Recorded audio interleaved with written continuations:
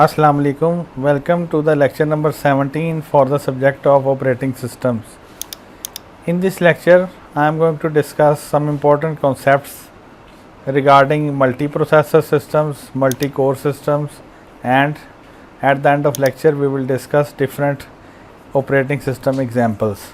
The first concept we will discuss is processor affinity and its advantages. Then we will discuss different types of processor affinity. Then there are special class of systems that we are currently using known as multi-core processors. Multi-core processors have a strong associated concept of multi-threading. We will also discuss that, and at the end of this lecture I will provide you the details on how Windows operating system is scheduling the processes and how Solaris and Linux are scheduling processes. Now, what is processor affinity? In processor affinity, a process has affinity for the processor on which it is currently being running. So, processor affinity is a concept that is associated with a multiprocessor system. Now, in a multiprocessor system, we can have multiple processors or multiple CPU or processing chips. In symmetric multiprocessing, we discussed that we have multiple processors with each processor acting as a peer to the other. In symmetric multiprocessing, every CPU has access to the ready queue, so they share a common ready queue. Every CPU can pick any process from the memory for execution. Now let's suppose we have a scenario in which we have a ready queue, we have 3 CPUs and 3 processes, process 1, process 2 and process 3.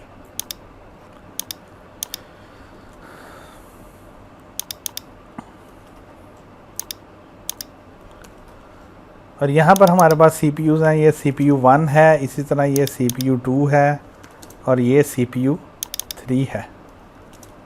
Now suppose we have allocated process P1 to CPU 3, process P2 to CPU 1 and process P3 to CPU 2. Now P1 will have affinity for the processor 3. Similarly, P3 will have process affinity for CPU 2 and P2 will have affinity for CPU 1, because these jobs are being executed on corresponding CPUs. So P1 will not want to get migrated to CPU 2 and P3 will not want to migrate to CPU 3 or CPU 1. Now in processor affinity, you can also define it as binding or unbinding one or more processes to one or more processors. This is also known as CPU affinity. Now processor affinity enables that a process runs only on designated processors. For example, in our common systems we have two things. One is the CPU and the other thing is the GPU. So it is a kind of multiprocessor system. Now we are playing a game. A game usually has two parts. The first part is the game core, AI, and the second part is graphics. सो ये both दोनों जो चीज़ें हैं ये साथ साथ move करती हैं तो ही हमें गेमिंग एक्सपीरियंस मिलता. ग्राफिक्स का काम जीपीयू परफॉर्म करता और कोर एआई या गेम कोर को सीपीयू एग्जीक्यूट करता. So both these things have affinity for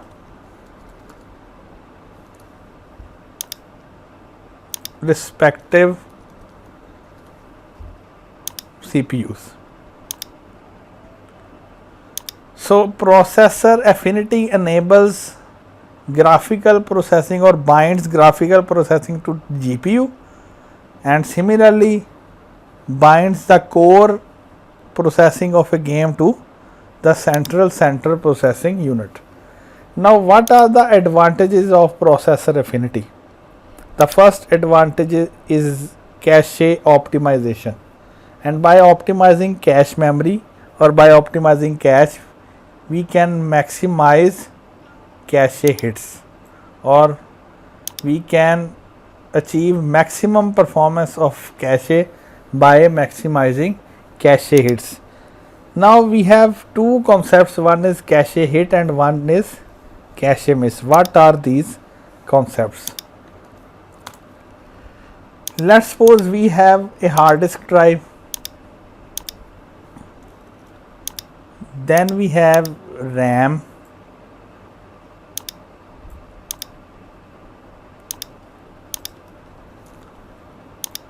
then we have cache memory, and then we have a processor. Now this is CPU. A cache hit is a state in which data requested for processing by a component or application is found in the cache memory. For example, जो CPU है वो किसी process A को run कर रहा, process A is currently running. Process को run करने के लिए आपको पता है कि सबसे पहले एक प्रोसेस जो है वो प्रोग्राम होता है. So we can say that this is program A. तो फ्लो किस तरह से चलता है कि प्रोग्राम को सबसे पहले रैम में लोड किया जाता है. सीपीयू जब इसको एग्जीक्यूट करने लगता है तो सीपीयू फास्टर स्पीड के लिए इस डाटा को कैशे में कॉपी कर लेता है, और फिर जितनी भी कम्युनिकेशन है वो सीपीयू की कैश मेमोरी के साथ चलती. अब क्योंकि सीपीयू के अंदर limited memory, CPU has registers that are limited in size, so CPU cannot accommodate large programs inside it. So whenever CPU needs some data or some instructions, it looks for these instructions in the cache memory. यानी CPU directly hard disk से find out नहीं करेगा. CPU looks in cache to find data. अगर तो CPU को cache memory से data मिल गया तो सिंपली क्या होता है कि इस डाटा को CPU एक्वायर कर लेता है, and that is basically cache hit और cache hit. So you can say that when a CPU is looking for a data that is present in cache memory, that is a cache hit. Now we have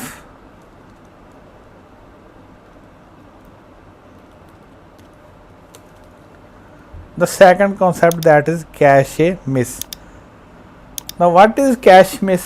In cache miss is a state where the data requested for processing by a component or application is not found in the cache memory. Now let's suppose CPU को किसी data या instruction की ज़रूरत है तो सबसे पहले CPU cache memory में सर्च करेगा. अब लेट्स सपोज इसको वो डाटा कैश मेमोरी में नहीं मिलता तो CPU एक इंटरप्ट जनरेट करेगा रैम के, रैम से ये डाटा जो है वो कॉपी किया जाए. दिस इज़ कैश मिस कि CPU को जो डाटा चाहिए वो डाटा उसको कैश मेमोरी में नहीं मिला. सो उस डाटा को फाइंड आउट करने के लिए CPU ने रैम को सिग्नल भेजा, और इन टर्म रैम हो सकता है हार्ड डिस्क ड्राइव को भी सिग्नल भेजे. So this is basically cache miss. Now what is the advantage of cache hit? It is a faster means of delivering data to the processor. क्योंकि cache memory की speed ज़्यादा है तो data transfer rate भी ज़्यादा, और फिर CPU को इस एक्सटेंसिव वर्किंग में जाने की ज़रूरत नहीं. So the data transfer rate और faster way of providing information is cache memory. This is because cache memory already contains the most commonly used data by the CPU. A cache miss can cause delays in execution. Now what are these delays? These are the delays. Cache CPU signaling to RAM and RAM signaling to hard disk to acquire the desired data. This is basically delay. So data fetch करने में जो delay अकर करेगी वो cache miss की वजह से अकर करती है, और ये डिफरेंट लेवल्स पे अकर करती है, रैम के लेवल पे भी और हार्ड डिस्क ड्राइव के लेवल पे भी. सो अगर हम प्रोसेसर एफिनिटी की बात कर रहे हैं and we suppose that process A is running on CPU 1. So process A will have affinity for CPU 1 because in symmetric multiprocessing each CPU has its own cache memory. So whenever a process A is allocated to CPU 1, its commonly used data contents are uploaded or updated in the corresponding cache memory. So इसलिए process A के पास CPU 1 के लिए affinity है क्योंकि उसको delays face नहीं करना पड़ेंगे. जब भी उसके रिलेटेड CPU 1 को डाटा चाहिए होगा तो वो रिस्पेक्टिव कैश मेमोरी में उस डाटा को सर्च कर लेगा. सो इससे कैशे मिस के चांसेस कम होते हैं और कैशे हिट के चांसेस इंक्रीज करते हैं and thus we get higher performance. Similarly processor affinity can help in time sensitive and real time applications. We can designate CPUs to different categories. We can have some CPUs designated for performing highly time critical jobs. We can also have CPUs dedicated for soft real time jobs. So in this scenario, applications that require real time processing will be allocated to designated processors or cores, and similarly other processes that are not so necessary will be allocated to other processes by the other processors by the scheduler. Now what are the types of processor affinity? We have two types, soft affinity and hard affinity.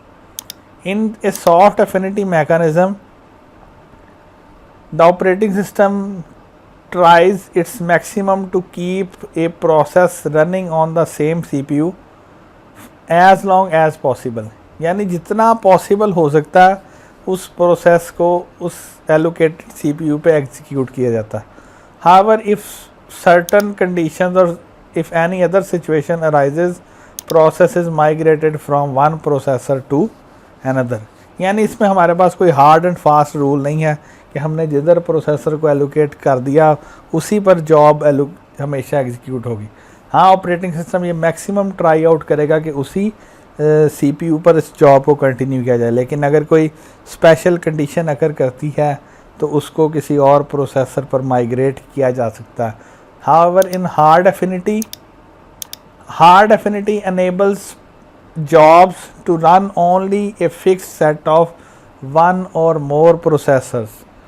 For example अगर हमारे पास hard real time jobs हैं और उनके लिए designated CPUs हैं, सो हम कभी भी उनको ऐसे प्रोसेसर पर माइग्रेट नहीं करेंगे जो कि सॉफ्ट रियल टाइम सिस्टम्स को या सॉफ्ट रियल टाइम टास्क को मैनेज कर रहे हैं.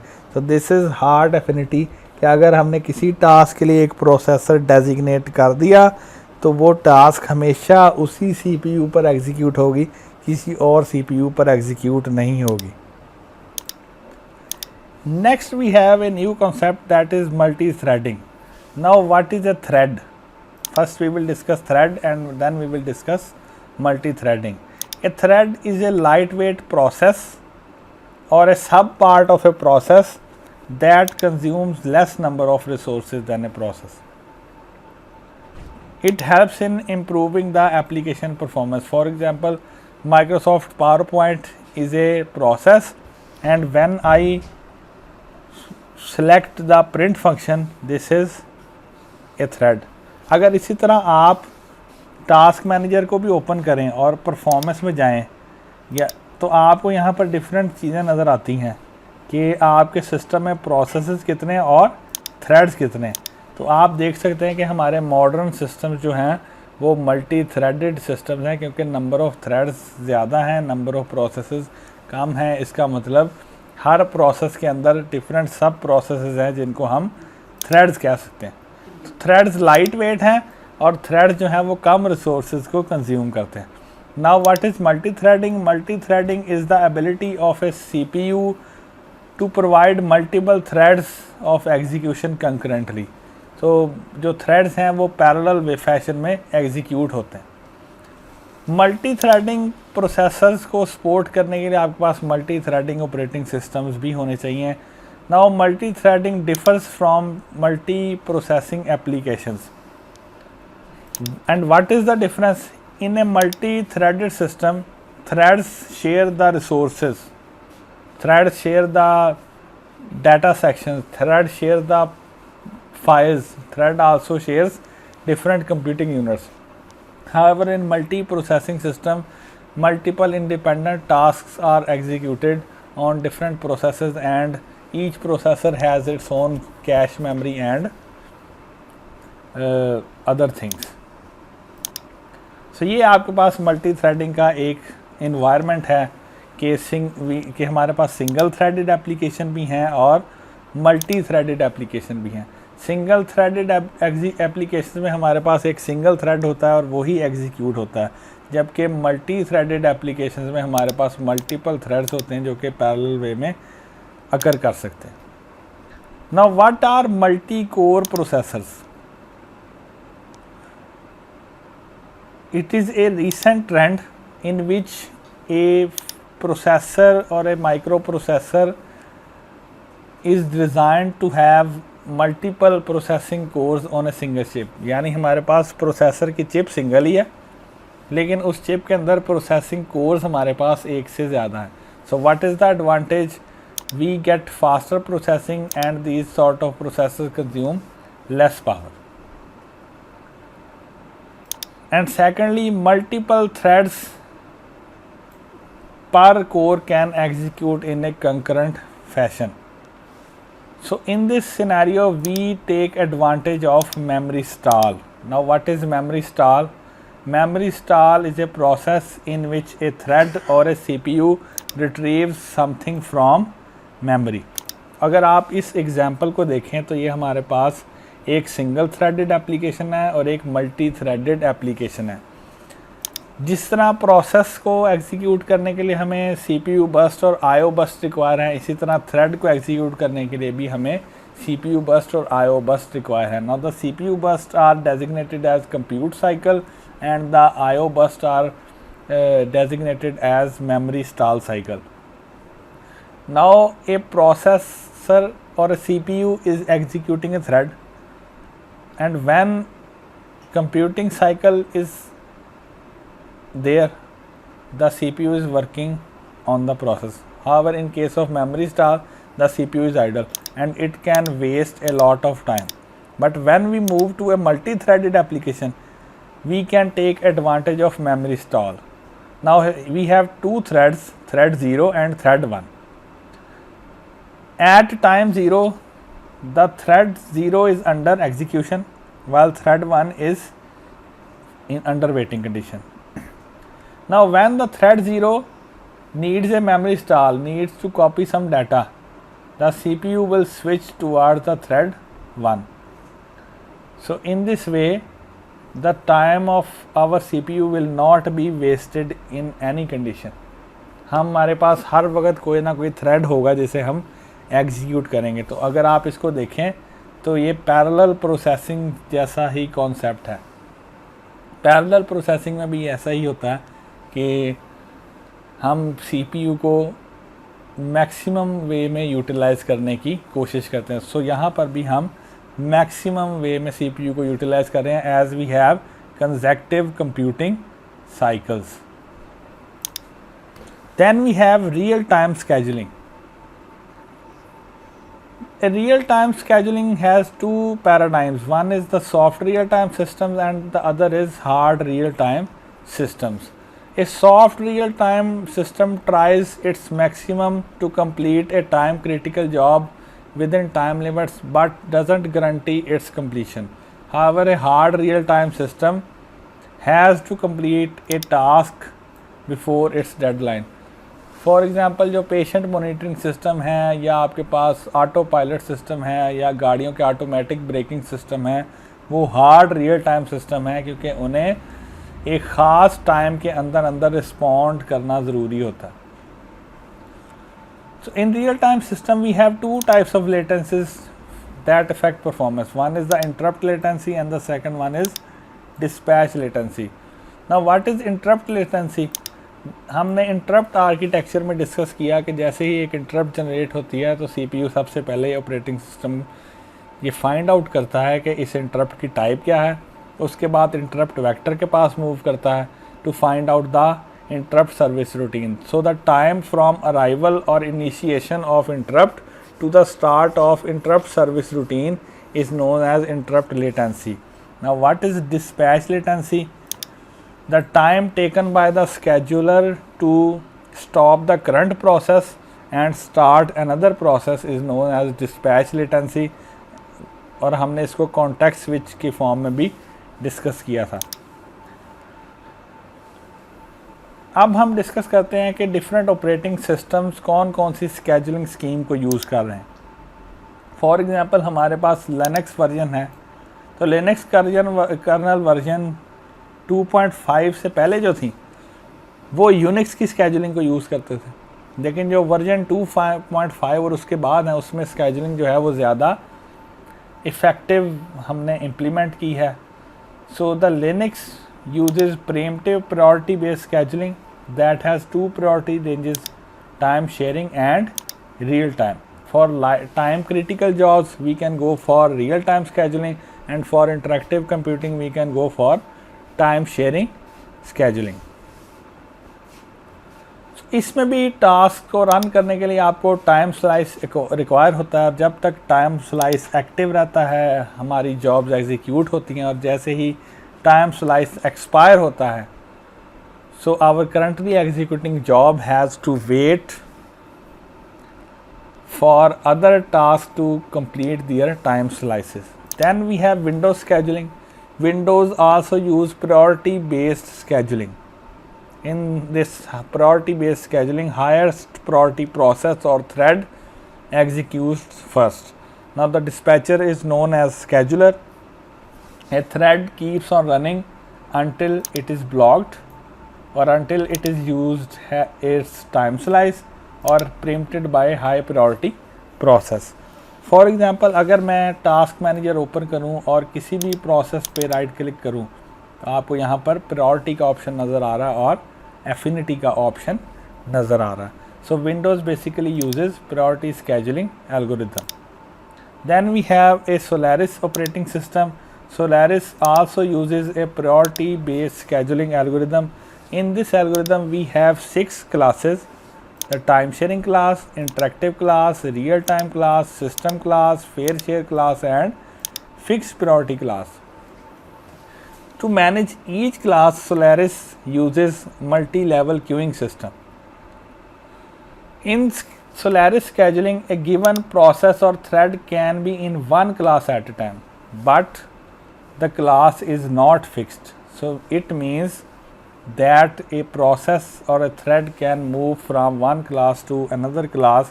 So you can say that Solaris basically uses priority based scheduling that is based on multi-level feedback queuing system, and the queues are managed in a time sharing system.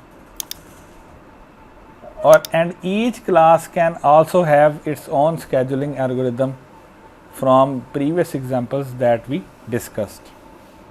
तो आप कह सकते हैं कि Solaris ऑपरेटिंग सिस्टम जो है basically वो priority scheduling use करता है. उसमें डिफरेंट प्रायोरिटी क्लासेस हैं. हर क्लास को मैनेज करने के लिए एक क्यू है, लेकिन एक एडवांटेज ये है कि इसमें हम प्रोसेसेस को माइग्रेट कर सकते हैं from one queue to another. So in this way we can achieve ageing. उसके अलावा हर क्लास का अपना स्केजुलिंग एल्गोरिथम है और मल्टीपल क्यूज को मैनेज करने के लिए टाइम शेयरिंग सिस्टम है. So basically Solaris is using A hybrid multi level feedback queue scheduling.